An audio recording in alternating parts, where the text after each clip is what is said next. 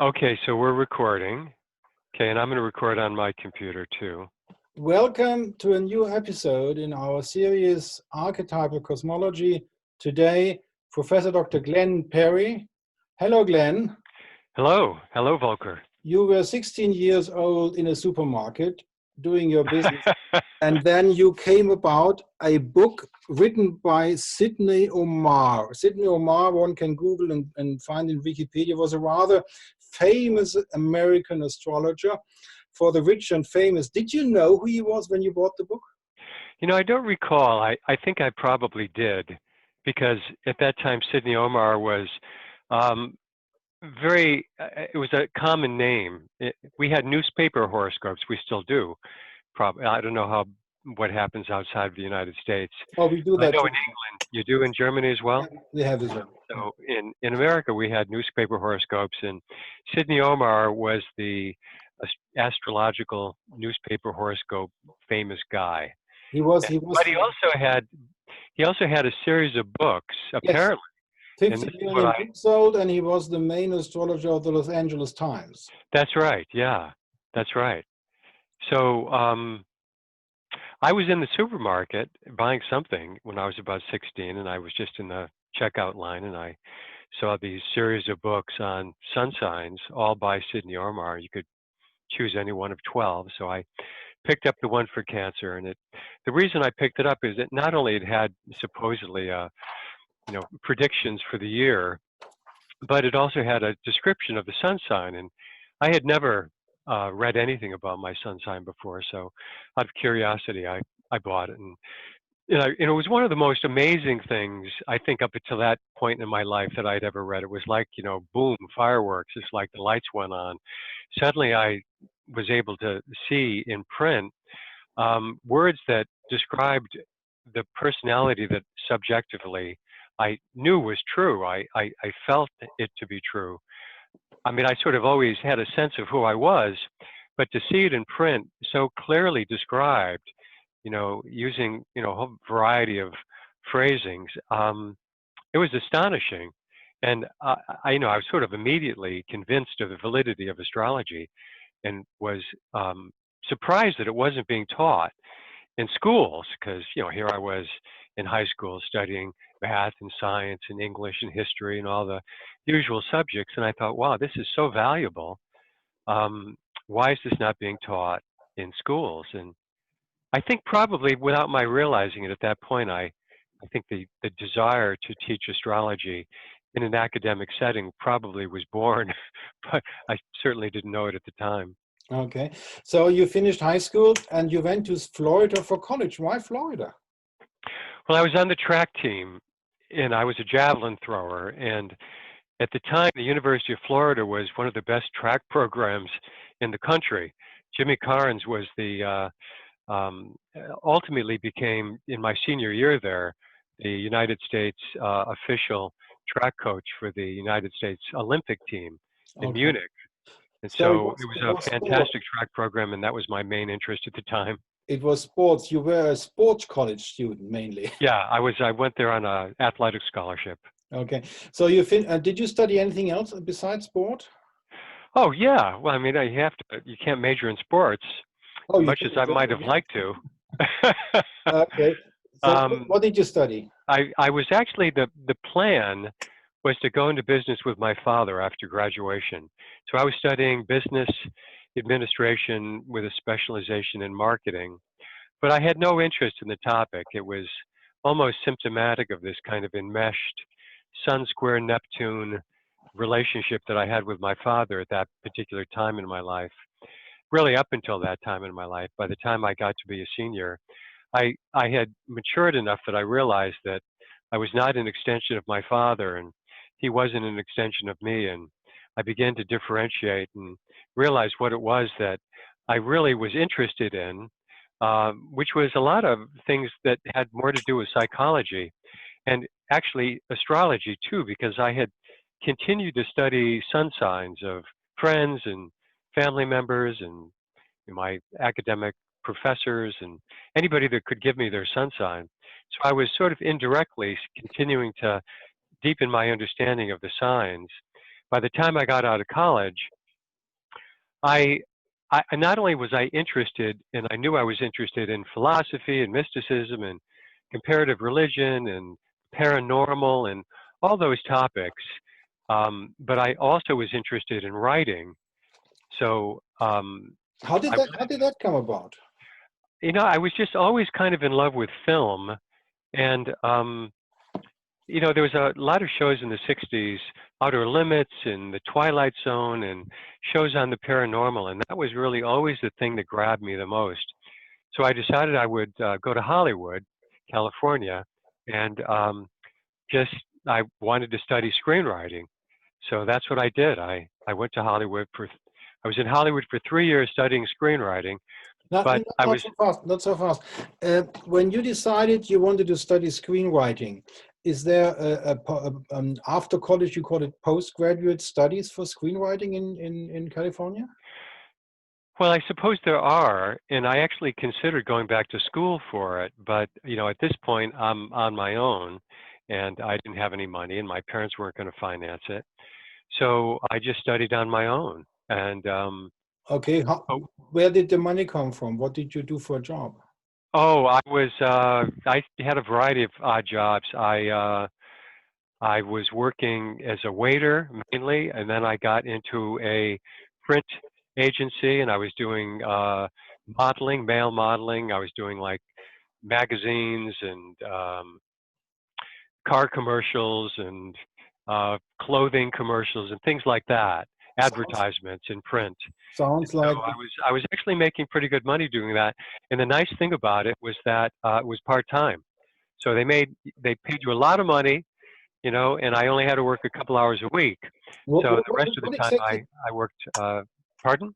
What exactly was it what you were doing for getting paid quite an amount of money? What did you do really, factually? Oh, it was just, you stood there and they took you to various locations. Like I was actually on the back lot of Universal Studios, and we were doing a Honda car advertisement, a magazine layout. So we would dress up and in that particular shot as Germans actually. We were sort of like well, it was either that or Switzerland. I can't remember, but I actually was on the location where they shot Frankenstein, and that's where we did the original film of Frankenstein. And it was just, it was a lot of fun doing that kind of thing. So that's what I was doing. And that was in Hollywood, in Los Angeles? That was in Hollywood, yeah. Well, Hollywood was where I lived, but I think Universal Studios at that time was down in Studio City, which is all part of Los Angeles. Okay. So in that time, you were earning money part-time. And in the free time, what did you do in your free time? Well, I was just reading. I was just studying and reading. It was almost like a postgraduate self-study program. Okay. And I was wanting to read and educate myself in material topics that I then planned to incorporate into screenplays to make a film or sell a screenplay. And so how did it? Paranormal, and I got into studying reincarnation with Edgar Cayce and mystical systems like the Rosicrucians and comparative religion, and reading a lot of philosophy. And what did you read in the Rosicrucian side? The Heindel literature, or? Yeah, it was Max Heindel. It was Max Heindel. Okay. Yeah, Max Heindel, and I forget who else was involved with that. I mean, it was sort of a I did a little bit here, a little bit there, and I was also studying things like psychic discoveries behind the Iron Curtain, where there was all this really interesting stuff going on with the paranormal. And if I remember this right, in one of your interviews, you're mentioning Tarot and I Ching. Is that right? Yeah, I was interested in all the oracular divinatory systems like numerology, Tarot, the I Ching, and astrology, but mostly astrology. And after 3 years of doing a lot of studying, I was taking some classes in astrology, and that's when I think I really realized I wanted to do astrology professionally. And was that in Los Angeles, in Hollywood? Yeah, that was while I was still. In fact, funny story. When I first moved to Hollywood, I ended up living on a place called Hightower Lane, And I've been told that there was a place there for rent. And it turned out that the woman that told me about the place said you had to go up in this elevator and then you had to walk down this little sidewalk, and it was up above Los Angeles looking down into the Los Angeles basin. And she said, find the house with the 7 dwarfs. I thought she was kidding. She says, no, I'm serious. She says, find the house with the 7 dwarfs.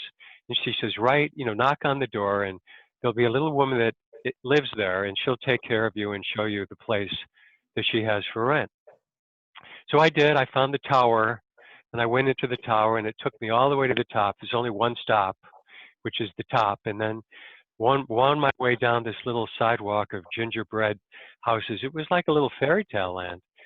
And I found the house with the 7 dwarfs, knocked on the door. This beautiful gray-haired woman answered. It turns out she was the original voice of Snow White in the Walt Disney film, Snow White and the 7 Dwarfs. And she was the woman that rented my place, which was right across from hers. And I looked into her backyard, or not her backyard, her side yard, just above the Hollywood Bowl in Hollywood, where she had the 7 Dwarfs. And that's where I stayed. That was my place in Hollywood. And this first course in astrology, who was the teacher? A guy named Bob Pike. Oh, okay. Yeah, probably. He never actually officially wrote a book, but he had an unpublished book that we all studied, and he was my first teacher. So how long did that education in astrology in Hollywood last with this teacher? I was taking classes from Bob for probably about a year, maybe a year and a half. Okay. And then I started actually seeing a few clients. And then I was also interested in psychology, and I ended up getting this little part-time job on weekends where I was working in a counseling center. But I was really just sort of administrative, long story, and it's not worth going into. But I would be the person who was sort of like manage all the clients that were coming in to see the various therapists. And what sort of in their schedule, they were just, to tell you the truth, I don't know what type of therapy they did.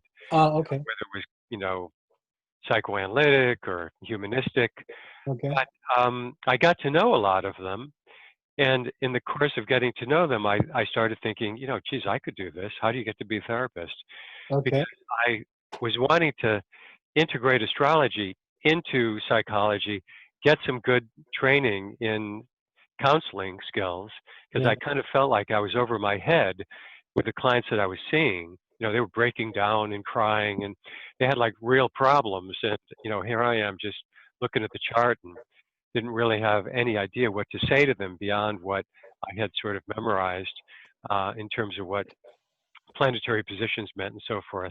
I had a pretty rudimentary, simplistic understanding of astrology at that time. So, I found myself in this counseling center and realized I could go back to graduate school. Well, not go back, but go to graduate school for the first time. And that's when I met the man that became my teacher, a guy named Richard Eidemann, who had come down to Los Angeles from Northern California to do a weekend workshop at the home of Zipporah Dobbins. And I had bought Zipporah Dobbins one of her books. She was a PhD clinical psychologist and also an astrologer. And so that was really exciting to go to her house and take a weekend workshop with this man, Richard Eidemann, who is teaching astrology to a graduate program in Sonoma State up in Northern California. So I went to the workshop, I met Richard, we sort of clicked. And I think I just realized this is the guy that I really need to study with. So I moved up to Northern California, ultimately enrolled in a graduate program called Lone Mountain College, where I was starting my master's degree program after about a year and studying with Richard simultaneously. So I was from the start back and forth. Master's studies, was this psychology? Yeah, it was in the license that I was going to get was a license in marriage, family, child counseling, what we called MF, at that time MFCC, now it's called MFT. But you learn how to do individual, couples, and family therapy. So to let me get this straight, the Stanley Krippner comes later. Yes. Yeah. So That was after Lone Mountain College, okay. which was a 2-year external degree program. And so I finished those 2 years, another year of study and preparation, internship, well, longer actually, probably 2 years. And I had to get 5,000 hours of counseling, supervised counseling experience, part of which I got working in a residential treatment center for emotionally disturbed adolescents. That was the work that I was doing during this time. And then I got my license. Well, I took the exam, was written an oral exam, and passed and got my license, started private practice. And it was then that I realized I wanted to go back and get a PhD, and that's when I went to Saybrook Institute, also in San Francisco. So could I say that Krippner was the mentor for your doctoral thesis? Mm-hmm. Yeah, he was. He was my chair of my dissertation committee. Did you get him know well?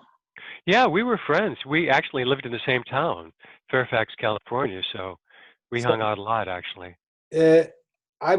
It's not difficult to say that Richard Eidemann and in astrology and Stanley Krippner in psychology are two giants. So you were standing on the shoulders of two giants. I was really fortunate. It was a good place to be, actually. So let's talk about Professor Krippner a little bit. Who was he? What was he like? Being already famous at the time, or would it come later? He was just a very sweet guy, very nice man.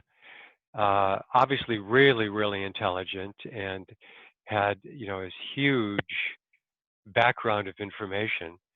So he had Moon and Sag, just like I do, and he also had Sun and Libra. So unlike me, he had a lot more charm, and everybody loved Stanley. He was just a really thoughtful, considerate, kind, generous person with his time, and absolutely dedicated to probably, I would say, more transpersonal psychology, because he had this very broad kind of understanding of what psychology could be. So he sort of straddled humanistic and transpersonal and paranormal psychology with a big interest in dreams and mythology, Neptunian topics. That sounds like there could be some connection to Esalen and Stan Grof. Yeah, there was actually. In fact, I went down to Esalen with Stanley for a weekend workshop, and I guess it was a weekend. I don't know if it was a workshop. It was a gathering of Michael Murphy, and I don't remember if Stan Grof was there at the time. How about Richard? But there was a lot of Richard. I don't know if Richard was there at that point, or he was maybe he was there and I didn't meet him. But there was Charles Tart was there. I don't know if you know who he is. He was teaching at the University of California. He was big name in paranormal psychology at the time. So let's try the timeline to get this straight. When you were 16, the first book of Sun Sign. Then with 17, high school finish, right? Yeah. Then 4 years of college in Florida. Uh-huh. So you're 21, and you were born 1949 for our listeners. Yeah. Uh-huh. So with 21, you start jobbing in the Hollywood surroundings, and you have these part-time jobs, and you study screenwriting. How about that? That got lost? No. Oh yeah, right. Scriptwriting anymore? No.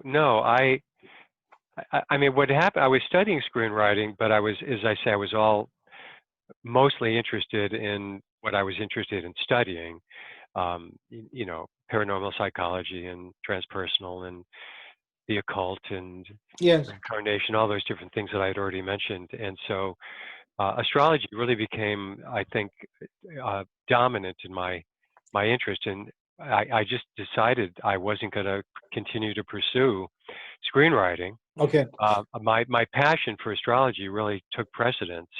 So it was at that point I just sort of like my path Yeah. bifurcated, and I went north and decided to go back to graduate school. And my interest in film never really waned, but it's sort of like if I had two lives, I would do that one too.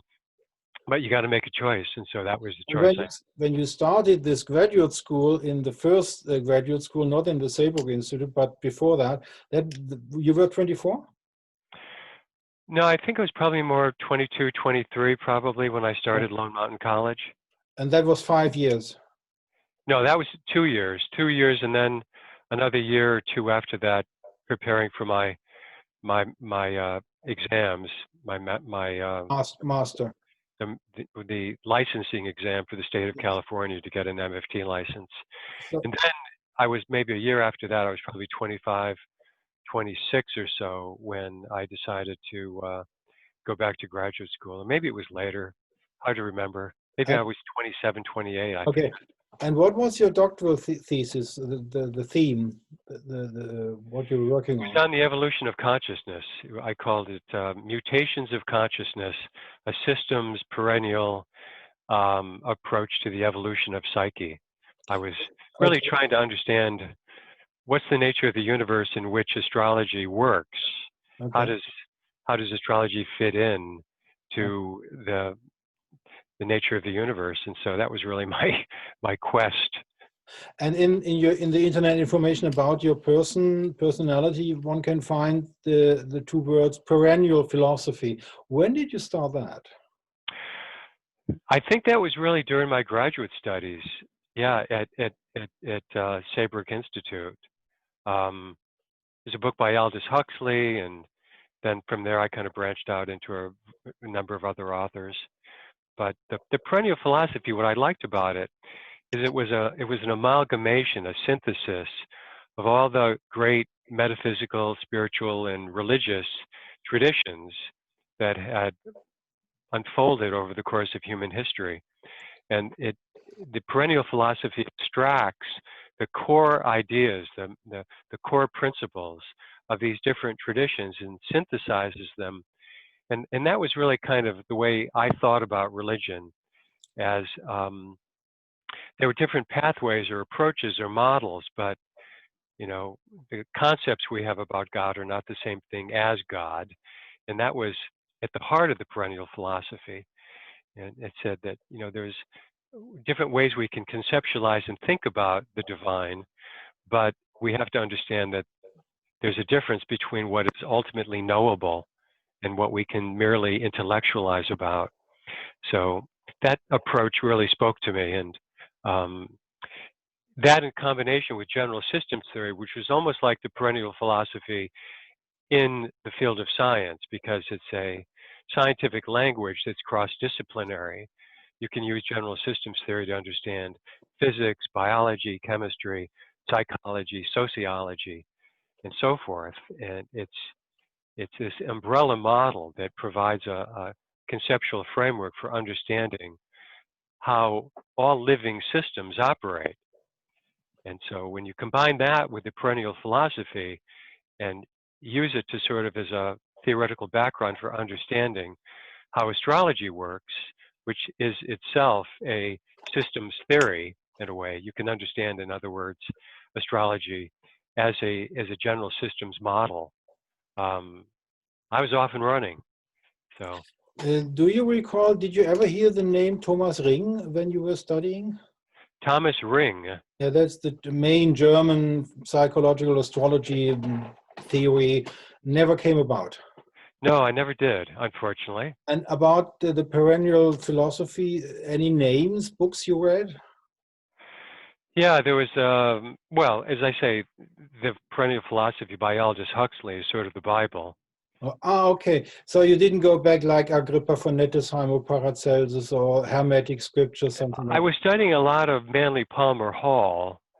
I'm not sure I'd really call him, I mean, you could say that he's a perennial philosopher. Then also, of course, Ken Wilber.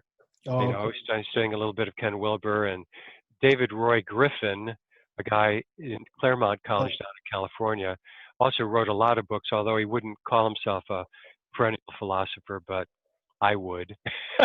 So um, basically, what you mean with perennial philosophy is people you studied having written books, more contemporary authors, and not the old ones. So the perennial philosophy you learned was already there, done by other. yeah, it was like I think a lot of the work that really needed to be done to look at the old authors and old spiritual texts. And Houston Smith was another one. Oh, okay. Smith, who wrote a book called The Forgotten Truth. I remember. But yeah, so I was sort of like, benefiting from the groundwork that they had already done. Okay. So Richard Eidemann was rather affiliated with Liz Green and Howard the Porters. Did you ever meet those two? Yeah, yeah, I did actually. Liz and Richard, I forget why Liz came out, but it must have been sometime in the 80s. She She was, came of course, together.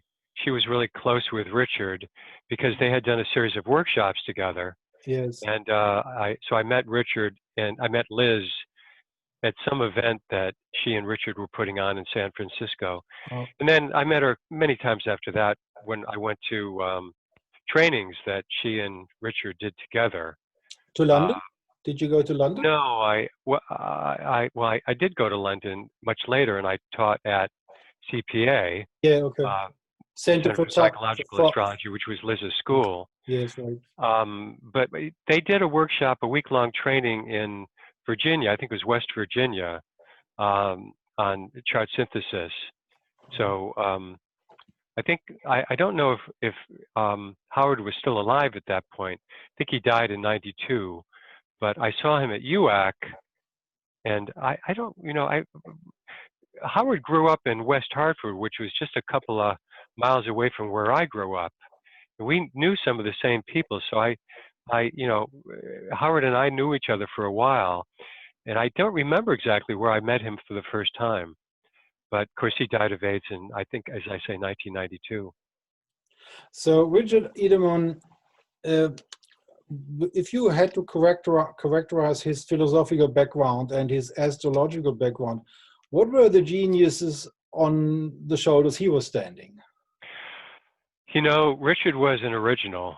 I don't really think, well, I think that he initially was enamored with, as was most people at that time, Dane Rudhyar, back in the 60s.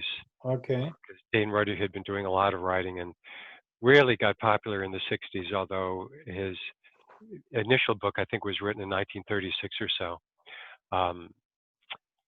Anyway, so I think Richard started off, but then sort of, Rudhyar was really only superficially psychological, even though he called himself a humanistic and is sort of like the poster child grandfather, I suppose, of humanistic astrology.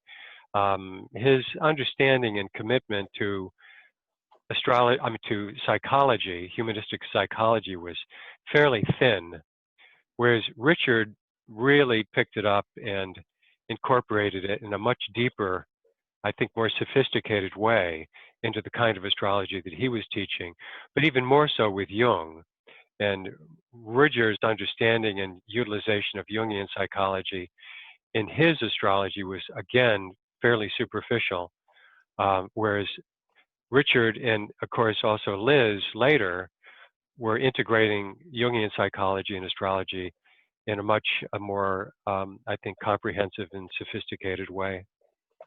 So if you look at your own biography, when Richard died, you write in or you talk in the Chinese interview, which is available on the homepage glenperry.vonabiswelt.de. I will put the link below this video. You talk about that when he died, you felt like he gave you the task to fulfill his mission because he didn't write that many books. He didn't write any books. Yeah, yeah. How about that? I don't know, I don't know if I put it that way. I don't really think Richard ever said anything like that to me. No. That was But you not, said in the interview to your Chinese students, yes. I get it here, he was like an older brother to me.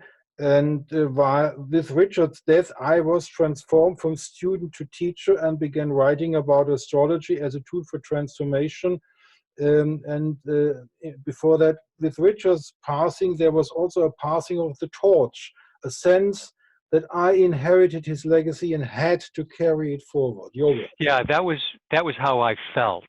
You know, I want to make that clear. It's not like Richard said, you know, you're the chosen one, carry on.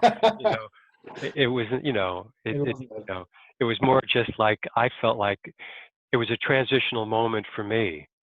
I remember transiting Saturn was on my moon in the 8th house, just conjunct my moon when Richard died. And there was a sort of sense of, I had, geez, at that point, that was 1988.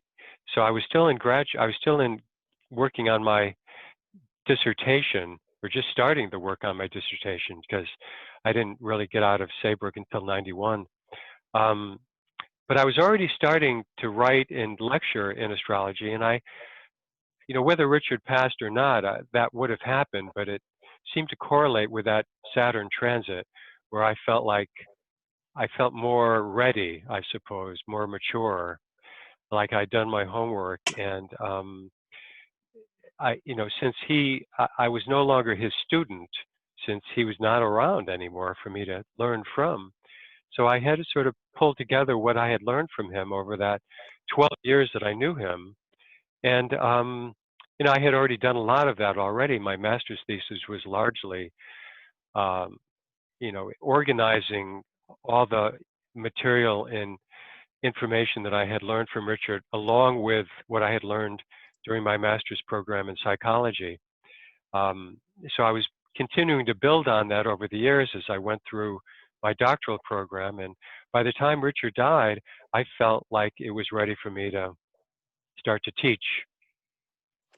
Let me come back to Richard Idemann's postgraduate studies in astrology, you said. Is that right? He had a school where he was teaching and people got an academic degree? No, who is this? Richard Idemann. No, I think he called what he did the School of Astropsychological Studies. I think that was the name, but he was just basically just freelancing, teaching some classes, you know, once or twice a week in San Francisco, as he had been for the entire time that I knew him, and was doing even before I knew him. So it wasn't a real school in the sense that you got a, you know, a degree or anything like that. When you were with Richard those 12 years, was there any graduate school or astrological school around in those days? No, there wasn't, not that I knew of. So the first would be CIIS and Kepler. Yes.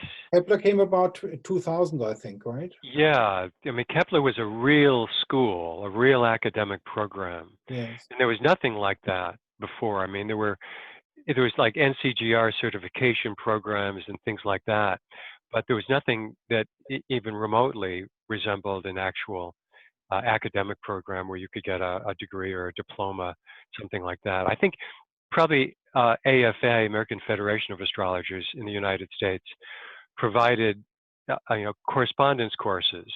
So there were those kinds of things that you could get. But they had but again, nothing like a real. And they had no official state or government, federal government or state government exactly. Nothing right. like that. Exactly. How did you come about CIIS, and what is CIIS? Well, CIIS was the California Institute of Integral Studies. And I forget exactly when it started, and it changed its name a couple of times. It started in the 50s. The very origins are Sri Aurobindo. The people who are watching this can look up our playlists, and they find these stuff with Richard Harner's playlist. But they changed the name, and Robert McDermott took over. That's right. Yeah. 90s. Yeah. And I don't know when they dared to integrate something like archetypal cosmology, which is a rather step to getting critics. Yeah, they didn't. I mean, archetypal cosmology didn't really. The term didn't even exist until you know, maybe 2009. You know, So when 2 years after Cosmos and Psyche came out. yeah, yeah, Okay. exactly. That's when a group of scholars that were sort of working with Richard Tarnas were starting the Journal of Archetypal Cosmology, and Kieran Legrees and Richard and Stan Groff and James Hillman all wrote these seminal articles in the initial publication of the Journal of Archetypal Cosmology, and that was, I think, in 2009. Yeah.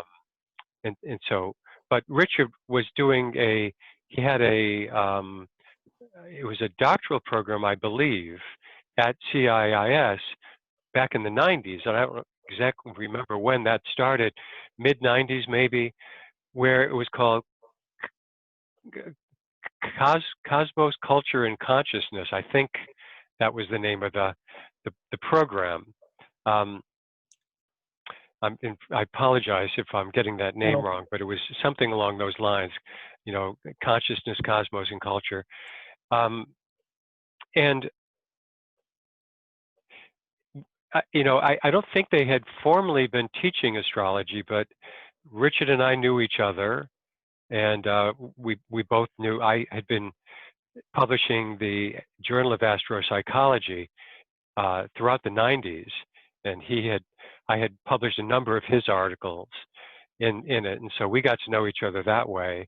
And then at some point, I guess on the basis of my own writings, he wanted to have me. He asked me if I would teach at CIIS a course in astrology, psychological astrology, and so I did. That was in, I think, '97, and I taught there for 3 years. I did 3 years of teaching in psychological astrology to students that were in his program, Cosmos, Consciousness, whatever it was called. Yeah. Okay.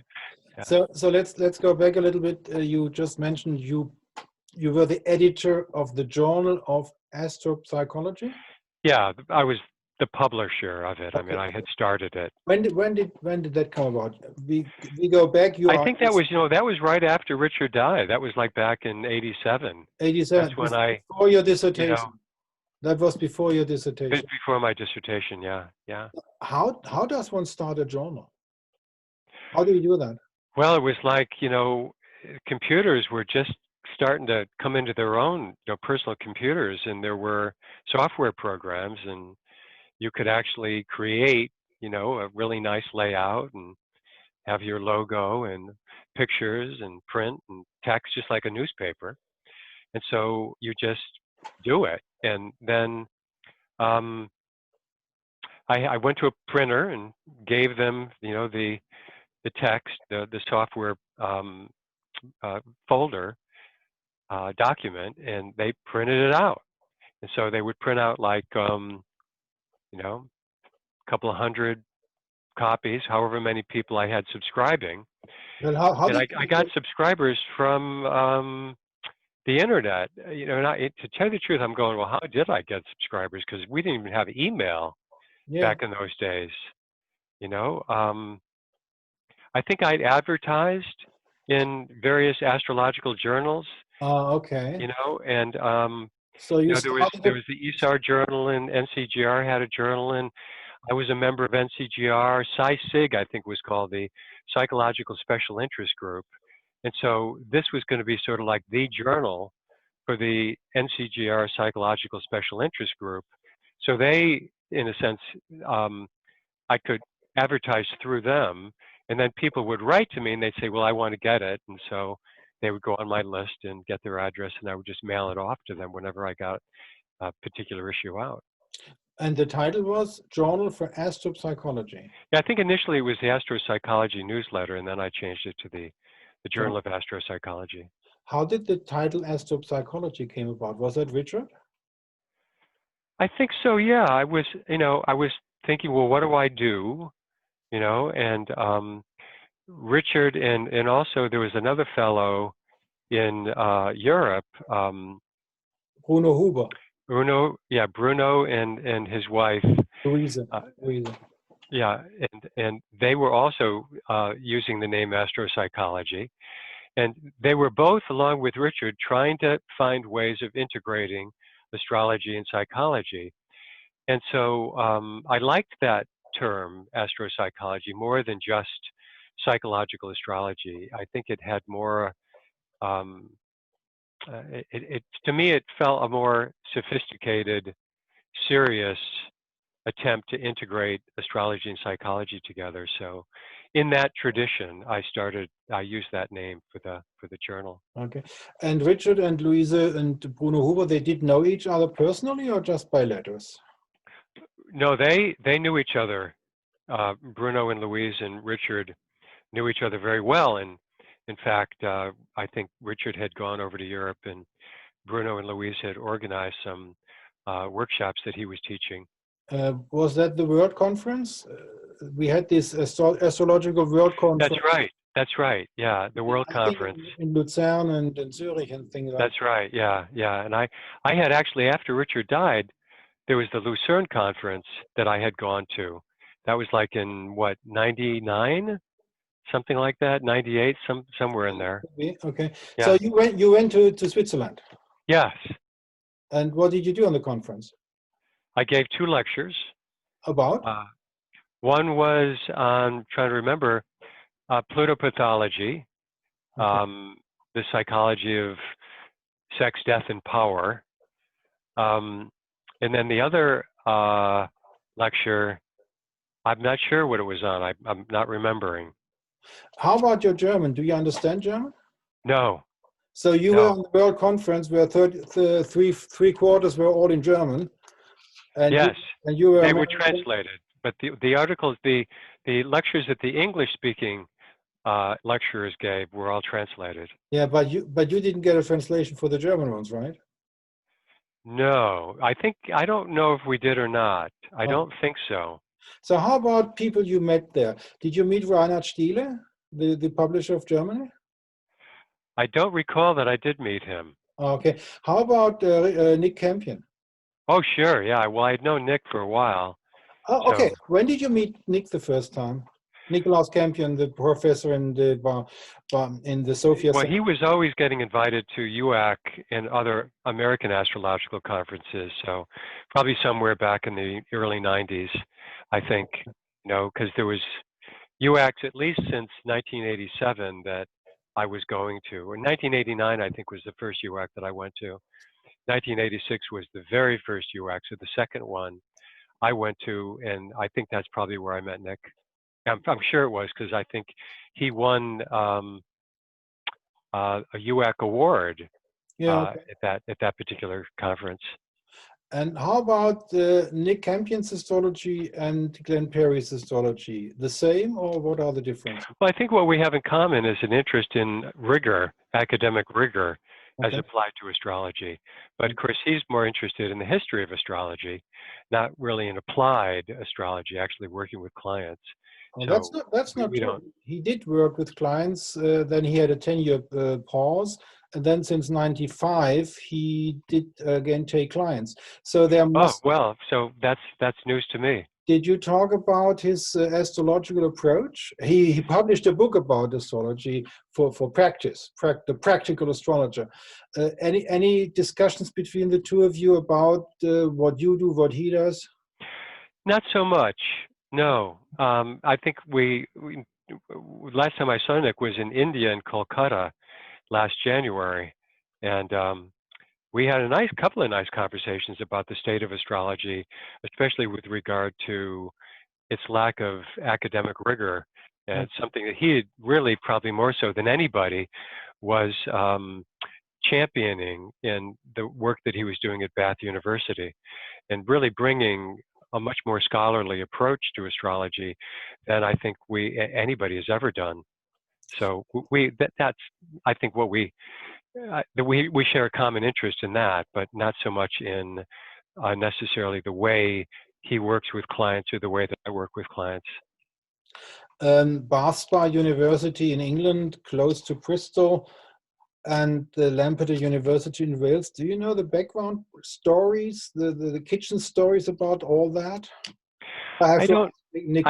I don't know, actually. There probably, I'm sure, much more that I don't know than I do know. Okay. Well, I'm trying to get Nick Campion on the series, so let's see whether he's willing to talk about the kitchen talk. There's quite something around it, because Bath University was flowering, and somehow the flowering stopped, sort of, and then the astrology in academia sort of transferred to Wales, Lampeter University, but that's nothing you would know about. I have a dim recollection of a big transition that occurred in some of the politics. There were Yes. political things that were going on that I think probably helped to bring that ending and new beginning or rebirth about. But I don't know the details. I can't recall them anyway. I mean, I think he wrote about it at some point, or I might have read an article at some point. But probably there's a lot more to it than I can recall. If you take the impression you got from Nick Campion and his approach to rigor and astrology as an academic field, is there anybody else of that level of importance besides Nick Campion in your biography when you met astrologers? Other astrologers that were interested in doing serious academic work? Or astrologers which impressed you deeply because they were very interesting astrological personalities?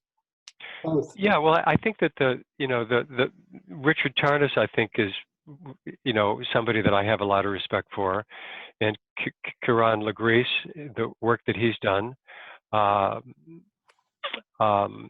He wrote a book. Oh God, I can't remember the name of it, but it's. No, the recent one is Jung on astrology. Pardon? The recent one is Jung on astrology. Jung in Astrology by Liz Green. No. Legris did a book by himself with. Oh, he has. Yeah. Oh, I wasn't aware of that. There are 3 books: 2 by Liz Green, Jung on astrology, and 1 by, I can't pronounce his name. And yeah, I'm probably butchering her too. And so, who else did leave an impression on you about astrology or rigor in studying astrology? Those were the few? Yeah, I would say so. In terms of, again, bringing a kind of real serious evidence-based scholarly approach to astrology. Okay. That there's not. I mean, I can't say that there aren't other people. I'm sure there are, and and it's not just in psychological astrology. I think Robert Hand and Demetra George and others that were associated with Kepler College were also really serious about doing the historical research and bring again some academic rigor to uncovering astrology's past. But it's fairly thin pickings as far as academia in astrology is concerned, and that's a very steep hill to get up. And there's a few people that have made some inroads into that, but it's still very much, I think, to the extent that we'll ever be fully accepted and honored inside academia, we're just at the very beginning stages, I think. Okay, let's talk about academia. I have, after my profession as a lawyer in the government in Lower Saxony, I did 12 semesters studying, trying to do a doctoral thesis in astrology and law, and I published it. I failed in the exam, but the book is still available. How about your experience with academia? My experience is not so that I would say, Jesus, these people are real good people. My experience with academia is, Jesus Christ, what the fuck is going on here? What do you mean by that? Well, the rigor you were seeking one should say, okay, rigor means openness, asking questions, not denying anything if it's worth discussing. That is rigor in scientific working. Mm-hmm. Try that with astrology and science. Well, there is no rigor at all. Those are just theologians like the Catholic Church and saying this is heresy. Yeah, I think you put your finger on it. Take, for example, the example of Rupert Sheldrake. That is Yes. notorious, like it should not be done. The Magazine of Nature, publishing like the Sun in England. Extremely horrifying. So how about your experience with You academia? mean with Rupert Sheldrake's work? Yes, yes. Yes, right. Yeah. How about your personal experience in academia? Were you impressed, or did you have the same impression like me? Well, I was at the time that I went to school, and I think it's a lot different now for a lot of reasons that are partly political, and it gets into other areas that don't necessarily have to do with astrology. I think that academia, at least in the West, in the United States in particular, I can't speak too much for Europe, has really slipped into a kind of decline. But back in the 90s, when I was going to school, and in the 80s, I was impressed. Now, I was impressed in this way, and I want to differentiate it from the point that you're making. There was a method, there was methodology, research methods that I was learning. And I was really kind of excited about that because in the back of my mind, I always wanted to establish astrology as a legitimate academic discipline. And I knew that in order to do that, it had to be approached with the appropriate method. And which was the right method? There was a variety of methods, qualitative and quantitative, that we were exposed to. At Saybrook Institute, it was really much more heavy in the direction of qualitative methodologies, which was fairly new at that particular time. But the idea then was psychology, the study of consciousness, really doesn't lend itself very well to the scientific method because the nature of the method is too narrow. It's too much based on the material world. Too much statistics, and statistics and some things just can't really be quantified. Because in the quantification of consciousness, you strip it of what its essence actually is, which is intangible and non-quantifiable. So I was really kind of excited about qualitative methods and the kind of rigor in scientific spirit that was brought to bear on studying psychology and consciousness, which was my field of interest. Which in my mind included astrology. I really very much thought astrology was a language of consciousness. Literally, probably to this day, the best language of consciousness that exists, at least potentially. So that was kind of my wheelhouse that I was working in. And there wasn't anything going on like that in the field of astrology because it had been divorced, ostracized from the academic world. It was sort of caught in a backwater. That's what it kind of felt like to me. It was just a lot of stuff that was being claimed and published and taught that I found highly questionable and troubling. Things that were being said to clients. And again, I was sort of like coming from a clinical background where there was certain ethical standards that you had to adhere to in terms of how you worked with clients. And it was just nothing like that in astrology. And so I thought that bringing some of that to astrology would ultimately be a really good thing. But I think the point that you're making, which I fortunately really didn't have to deal with very much in the schools that I went to, which is for the most part, academia is wedded to the scientific method in what I would call the mechanistic paradigm, the materialistic mechanistic paradigm, determinism, reductionism, the scientific method, in which, in a sense, the almost religion that prevails within that paradigm is called scientism, where nothing exists that doesn't fall within that framework of the quantitative method of science, statistics, and so forth. And if you can't prove it by that method, it doesn't exist. And so again, within that framework, astrology makes no sense. It doesn't seem to have a deterministic causal mechanism for how astrology might work. It's not intelligible within that mechanistic, materialistic framework. And so there's a hostility toward astrology. And that's why it was kicked out of the university. It wasn't compatible with the scientific method that began back in the 17th century. And to this day, to a large degree, especially in the hard sciences, still prevails, although it's softened a lot. So when I was in graduate school, in the psychology program, especially with their openness to the qualitative methods, they didn't really give me a hard time. You know, in fact, I did start off my doctoral program at a different school than the one that I ended up with, Saybrook Institute.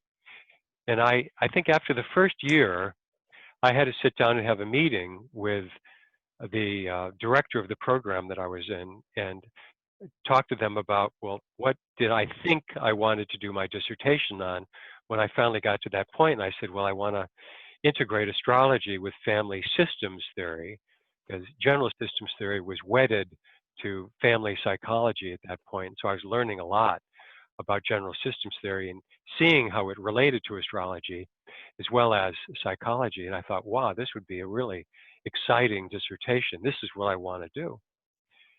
And the guy looked at me like, well, you know, we can't have you do a dissertation on on astrology and family psychology because there's no literature in that. There's no background in that. There's no way we could discern whether what you're saying has any validity because it's never been done before. And I was saying, well, exactly, you know, I'll be the first guy to do it. And they said, well, we can't have that. You know, there's got to be other people that you can quote and references, and you got to build a case. And if there's no authors in astrology that have a psychological background, then, you know, you can't do it by our standards. So Well, I said, well, okay. There was at least one. C.G. Jung was a psychologist and did astrology, and he wrote about it. He did, but, you know, in the way that they were much more narrowly defining family therapy, Jung had no place or credence. So I left the program, you know, and when I went to Saybrook, I told them when I interviewed, I said, I do astrology and I'm interested in integrating it with psychology. That's what I did in my master's degree program. I probably will want to write a dissertation that incorporates astrology in some way. And if I can't do that here, then let me know up front, because I don't want to spend any time if that's the case. So they said, no, we're open to that. So was that a risk? That's when I made my commitment. Was that a risk for Saybrook, for the official, for the state and government bureaucrats? Probably, it probably was, or would have been. You know, I mean, they weren't teaching astrology, but they said, if you want to write about it and find a way to integrate it with what we teach, you know, we're open to that. And so I don't think at that point they really felt like they were taking any risks. How were they teaching it? Pardon? How were they teaching it? No, I said that they weren't teaching. Oh, they weren't. They were not teaching astrology. Not teaching it. Okay. They said that if I want to incorporate what I know about astrology into what they are teaching, in other words, courses in psychology and consciousness and so forth, that they would be receptive to that. They would allow me to do that. And my professors all did. And so I was very lucky. I was fortunate that, you know, Stanley Krippner being, you know, probably the main one, and he was interested a little bit in astrology because Stanley was interested in everything. So what happened after you published your thesis? Did they get shit? No, because I didn't, as it turned out, I was much more interested in, at that point, the evolution of consciousness. And I didn't have to bring astrology into it heavily. Oh, okay. You know, I did sort of peripherally, but it was really more about evolutionary biology, physics, new physics, Jungian psychology, the perennial philosophy, general systems theory, and consciousness studies. When I sort of wove all that together, and that was So my there was no shitstorm like with the dissertation of Elisabeth Tessier in France on the Sorbonne. no, No. no. Do you know the story? I do. I met her at UAC, and she told me. Ah, okay. Tell us the story. But the little bit that I know was that she did her dissertation on astrology, and I think I don't remember whether she actually got accepted. I think they Yes. wouldn't let her. Did they? No, she Got the PhD, got the PhD. Yes. but then she was roundly attacked and discredited Yes. following that, It was which was very a painful for her. shitstorm as today. Yeah, yeah, Okay. The last question to California. CIIS is sort of more daring, right? yeah. They were really always pioneers. How do they do that and not getting discredited from the official of offices? You'd have to ask them that. Who is protecting them? I don't know. But after I stopped teaching there, I don't know whether they ever taught astrology again there. Oh, it's So still maybe there. there was some blowback. I don't Okay. know for sure. Okay. You know, So but basically, now we are somewhere around 2000, right? You are teaching at yes, CIS. Did you start teaching at Kepler College in Seattle, Washington State? I had given a lecture up there, and Kathy Coleman. This was around 2000 because Kathy Coleman also had been working within the administration at CIIS. She, of course, had long been an astrologer, as was her husband, Ralph Metzner, also one of the sort of key figures in the humanistic psychology movement. So Kathy she had left CIIS and she was president of Kepler College. And so she was beginning to develop or she wanted to develop a psychological branch or degree program, a specialization in Kepler. And so she wanted me to do that. And so she and I were working together and mapping out different courses and so on. And then shortly after that, I got invited up. I mean, she invited me up to Kepler to give a talk. And that was a real interesting experience because I was so excited, like finally, because I was very supportive and excited about Kepler College and eager to be a part of it and to bring psychological astrology into the curriculum in building on what I had been doing and developing at CIIS. But when I got there, it was a very, very chilly reception. And that's maybe an understatement. Okay, Siberia. Yeah, it was like Siberia, because at this point the traditional, what we was then called and is still known as the traditional revival in astrology, which probably started in the late 80s and then picked up steam through the 90s. It was a reaction against the kind of fuzzy, vague, shoot from the hip, make it up as you go along psychological astrology that I think had emerged out of the 70s and Rudier's work, and then Liz's work and Richard Eidemann and Howard Susportis and others that were doing psychological astrology, what was called humanistic astrology. It was very unstructured and unsystematic, and it was itself a kind of reaction against the rigidity and the sort of event-oriented fatalism of traditional astrology that had prevailed right up until the beginning of the 20th century.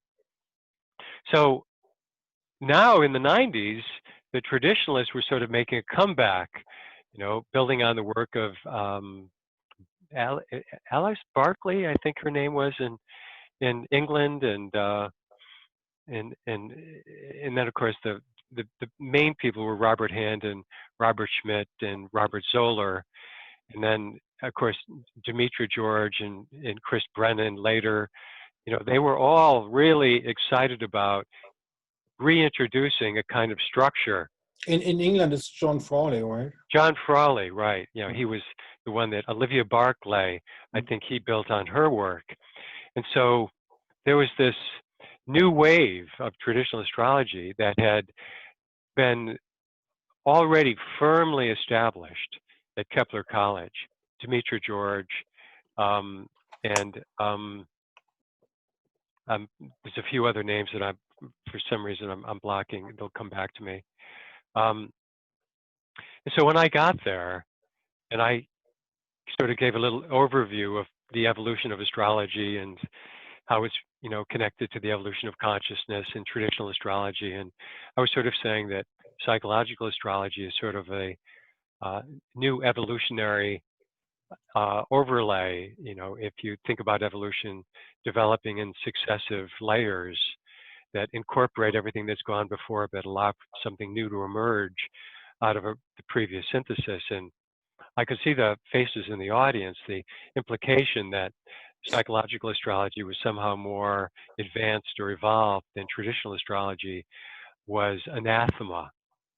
And so it became really obvious that there was no place or interest in psychological astrology at Kepler College.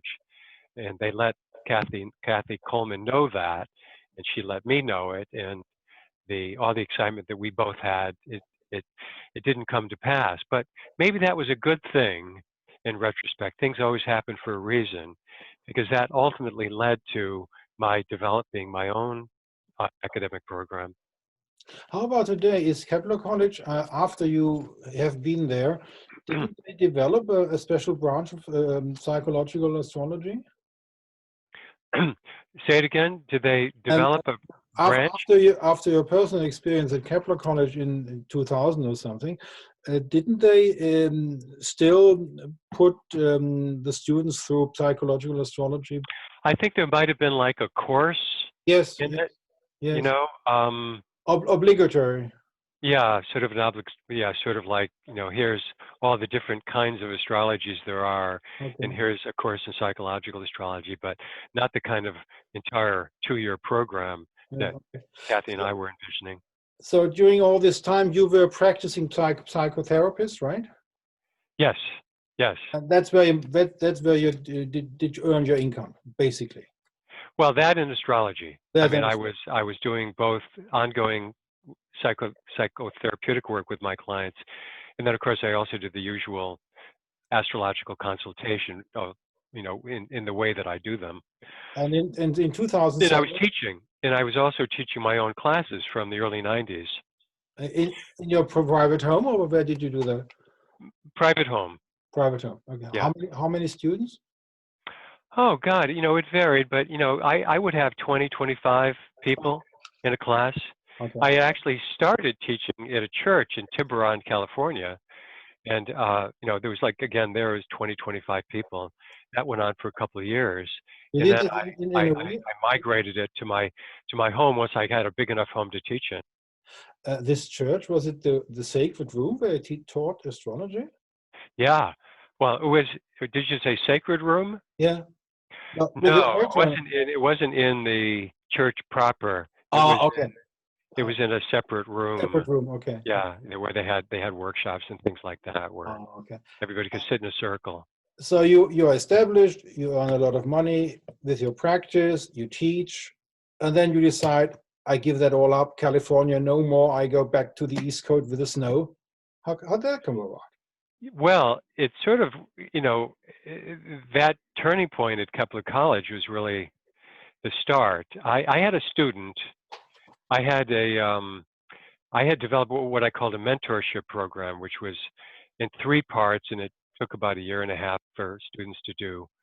And I was doing that. And one of my students, a woman from Switzerland, had come to California, and she said, well, I'm in California, we should meet. So she was actually an American that was living and had married a guy from Switzerland. And so she and I hooked up, and she said, you know, I'm actually doing a master's degree program at this school in Sonoma. And it's an external degree program. And I'm going to go up there. and I have to have a meeting with the director. And she says, you know, you should probably talk to this guy and get a sense of what he's doing, because you might be able to do something similar. And this was like right after I sort of, you know, I want to say I was kicked out of Kepler College. I just wasn't welcomed back in. So I did. I went up there, and there was this guy named Mel Sood who was doing this program called University of Integrative Learning. It was his own creation, and it was actually an accredited school where you could actually get an accredited master's and PhD. And I thought, wow, you know, I mean, I didn't really know that much about how to start a school and what all that entailed and the different legal hoops that you had to jump through. But this guy had done it, and it seemed like it didn't seem that hard. Little was I to find out. I was later to find out that that was an illusion. I mean, it was a lot more difficult than I realized. But I thought, well, if I'm not going to be part of Kepler, you know, why not just start my own 2-year master's degree program or even a doctoral program if I can? So I actually began to work with Kathy Coleman in developing a master's PhD program in astrology, while I was also investigating with the laws of California how to get that program underway so that I could be accredited. And at that point, I thought I could really do it. But it was very complicated, and the amount of paperwork and time that I would have to give to that, while I was also teaching my own classes, seeing clients, doing some writing, it was just overwhelming. So I realized at some point along the line, I just didn't have time to do it. So I needed to get out from under all the work that I was doing in my psychotherapy practice, because I was seeing like 40 people a week at that time, and everything in the field of psychotherapy had become so taken over by the insurance companies. Managed care was the name, and you had to constantly be writing reports on your clients in order to justify continuing sessions, and I hated it. So long story short, I realized I had to radically change my life, or I would never have the time to develop my school the way that I wanted to. So I had a really good friend in Connecticut, and we began to talk at some point, and I told him my situation. And he had this property that he wasn't living in, but he had bought the property right on the Connecticut River. He thought eventually he would build on it. He says, I got this house in Connecticut, right on the Connecticut River. It's beautiful. I'll never live there. I'll never rent it out. I'm just going to build there someday. But if you want to just live in that house, do whatever you want to it, fix it up, go ahead. Old house? Old house, broken house? It was an old house. It was an old house, sort of an old farmhouse in a sense. I don't know if you call it a farmhouse, colonial house. But it was just as big as the house I was in. It's 3 stories. I mean, it was a pretty big house, 3-bedroom house, right on the Connecticut River, 8 acres of property out in the country. Absolutely beautiful. I tried. No rent, no mortgage, nothing. I did a research of the address of your academy, and all you can see if you go to satellite is green trees. You don't see a house. Yeah, yeah, exactly. Well, if you zoom in, you can see the house. So that's what I did. I made this big change, and I moved to Connecticut, stopped my practice in California, kept my license, and I began to do work with some clients by Zoom. All my clients then became online clients, but I reduced my practice to about 10 to 15 hours of therapy a week, as opposed to 40, which freed up all this time to be able to write and to be able to develop my school. So that's what I was doing. And within a year, I found out about a school that was sort of like almost the sister school. Some of the same people were teaching at the Graduate Institute in Connecticut that had been teaching and continued to teach at CIIS in California. And so I went there and actually saw... CIIS or Sedoma? Pardon? You said they were teaching at CIIS? Yes. Yeah. Oh, There were okay. some people that were teaching at CIIS. What's his name?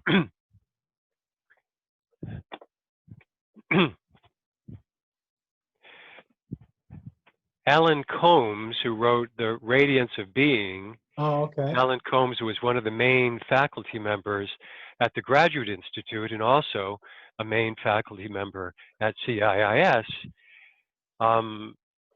And Rupert Sheldrake was also teaching at the Graduate Institute, Oh, okay.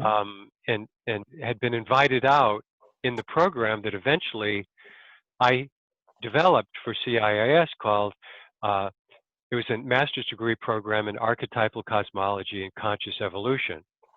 This was right about the same time that CIIS had started their journal in archetypal psychology, and we were looking for a name for the program. And so that was like the perfect name because they were really concerned about flying under the radar because they were kind of moving up the accreditation ladder. It starts off with state, then regional, then national accreditation. And so, you know, the guy, Bud Stone, that was the head, the president of the Graduate Institute, was concerned. And we had a meeting, and I made this proposal to him. I said, I can, you know, create a 2-year master's degree program in astrology, and I think there'll be enough astrologers that would like to get an accredited master's degree in astrology. Would you be open to that? And he says, yeah. He says, but we got to come up with a different name. We can't call it astrology because it'll jeopardize our accreditation. And he was a real maverick, and I have to give Bud a lot of credit for taking that leap. But he did, and that was the name we came up with. It was going to be a master's degree program in archetypal cosmology and conscious evolution. Ultimately, it was really just an astrology program, but it integrated a lot of other studies. You know, Neoplatonic theory, the perennial philosophy, new science, history, the history of science, and consciousness studies, psychology, along with astrology, which was its core. So it was the dream program that I had wanted to develop in terms of my own school, but this was in a lot of ways better because all the accreditation already had been done by the Graduate Institute. I just had to become a school within a school. So that's how I ended up doing what I'm doing. But that lasted 3 years, and I don't know if you want me to go on about that. Yes, I want, because now it's getting interesting. Continue. Well, what was interesting about that is that about 2 years into the program, every year the New England Association of Schools and Colleges, which is a federal organization that provides oversight to academic institutions to assess the viability of their programs in terms of whether or not they're deserving of accreditation, you know, state, regional, and ultimately national. The Graduate Institute already had state accreditation, so they were accredited to give out master's degrees for Connecticut. For Connecticut, right? You know, but regional accreditation is a higher level accreditation. See, and what does it entail? New York and New Hampshire, or I think New England. No, if it's more than that, I don't really know. I mean, I'm not really all that. What does New England entail? Oh, Maine, New Hampshire, Vermont, Massachusetts, Connecticut, and Rhode Island. So there's like 6 states. Okay, yeah. 6 very small states. 6 relatively small states, yes. Okay. How large is Connecticut? From north to south, how many kilometers or miles? Gosh, you know, I don't know. Is it 1,000 miles? Is it 1,000? No. 500 miles? You can drive it in like 3 hours. Oh, it's a small state. Okay. Yeah, it's a small state. The width of it from south to north, you can drive in 2 to 3 hours. Okay. So they were reviewing the whole thing, and they saw this very. Well, they sort of, you know, opened up the cover, you know, on the Archetypal Cosmology program and started looking at the course descriptions and what we were actually studying, and they told Bud, they said, hey, this is not going to fly. You're not, you're dead in the water if you want regional accreditation and you're teaching astrology, we're not going to give it to you. So Bud had to relay that news to me. And so after 3 years, we had to shut the program down, which, everything is a blessing in disguise, I've learned in my life. I didn't like the feeling of sort of like pretending. And, there was also a lot of things that I had to do within the framework of that program. I didn't feel entirely free to teach exactly what I would have taught if it were completely my own program. I had to make a certain amount of concessions to Bud and to the Graduate Institute. And then there was a lot of other stuff involving administrative stuff that was just tedious. And I was a one-man person. I was teaching all the courses. I was the only person that was like the head of a department and was the only faculty member in the department. So it was a lot of work. But what was really great about it is they had taught me how to sort of navigate and learn online teaching within a real formal academic program. To use what we called in those days Adobe Connect.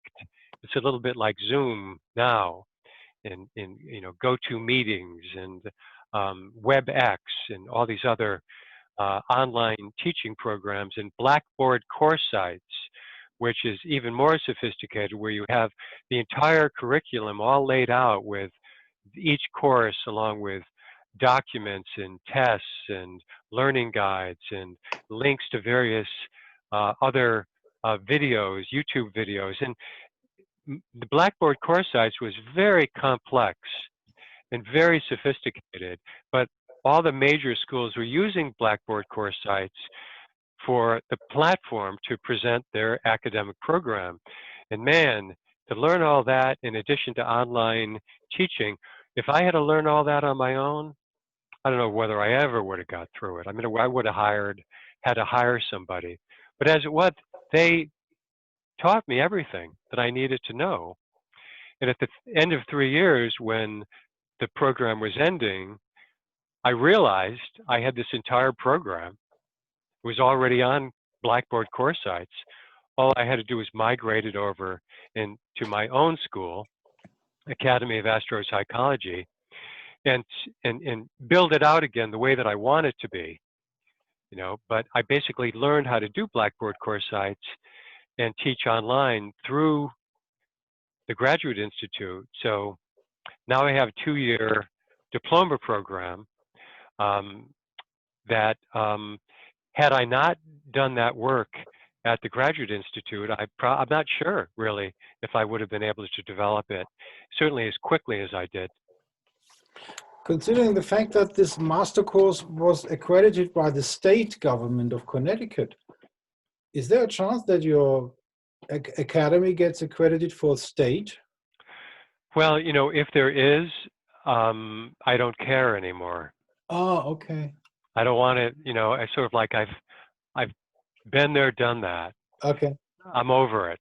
The nice thing about what I do now is that it's in every way like a master's degree program.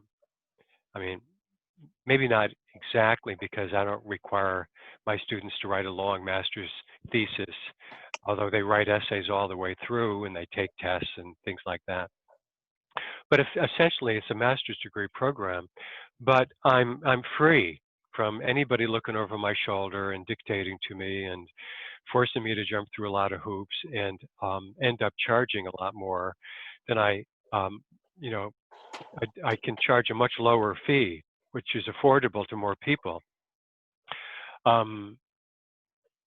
So I'm happy doing it the way that I'm doing it.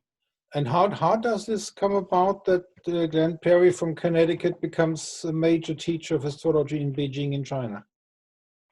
Oh, well, I just met this fellow named David Rayleigh at a conference that I was lecturing at, it was connected to Isar, and he and I are sort of the same age and have a lot of shared interests, and we had a really nice kind of brotherly connection. And he had met this woman in China, and they together had started a school called Nodor Academy in Beijing. And David has a humanistic psychological background in psychology, so he was interested in having a more extended or sort of a larger footprint of psychological astrology in the program that they're teaching. So he brought me on board, and at first it was just a course, and then it's kind of sort of evolved over the last 4 years into my being, a regular year-long teacher there, where basically I'm teaching my 2-year program to students in China. So basically I've migrated the Academy of Psychology program, all of our courses, over to China, and now I'm teaching the program in 2 places. So basically, to talk about China would be an extra session, not today. How about Turkey? How did you get there? I just got one of my students from my mentorship program way back in the 90s, I think, a guy named Baris Oskaris, was teaching at a school in Istanbul with Onur Dozer. And so he mentioned me to Onur, and Onur invited me over to Afghanistan, not Afghanistan, to Turkey and to Istanbul. And so I taught there for a couple of years. So that's another session probably. We'll see whether No, I mean, there's not really much to say there. I think I taught 1 semester at his school. Okay. And then I lectured over there twice. But it's always interesting to learn about the surroundings of other countries, how they do things. Yes, yes. Let me ask a last question for today's session, because our 1.5 hours is up, sort of. Sure. The ownership of all these institutions, CIS, is that state-owned or is it privately owned? I think it's a private institution. It's not Okay. like, University of California branch or something like that. So how about the graduate school in Connecticut? Is that a same, privately funded. And Privately funded. Do you know the people who own the place, or do you know the people who own the place in Connecticut? Yes. Well, I mean, the people that are the administrators, some of them I know now. I mean, it's been a couple of years since I was involved. Yeah. But has sold the school and retired. And so some of the people that were working in the administration are still there. Oh, okay. So I know those folks. So things like that are not that common in my country, because in Germany things like that are normally state organized. Oh, yeah, mostly state-owned education. Anything else you want to add for today? No, I think probably as far as like how I got to be where I am at this point in time, we've covered quite a bit of ground. So we have on this homepage, where I put the link below this video, you will find all the books available. The availability is a little bit tricky. There's 3 books available via Amazon worldwide, but there are 5 books where Glenn Perry is thinking about doing something that it's easier to get them, because to order a book from America from a private seller is just unbelievable difficult. I tried this. I never do it again. But we talk about this privately, how this can come about. yeah, I think that Amazon is working on that problem, but it hasn't been resolved yet. Well, it's not really a problem if you do it my way. Okay. Thank you for listening to this video, probably the first video of a lot to come. Glenn Perry, the astrologer and psychotherapist in Connecticut now. Thank you very much. And I finished the recording first. This one. Yeah, thank you, Volker. I appreciate the opportunity to tell my story. Okay, thanks.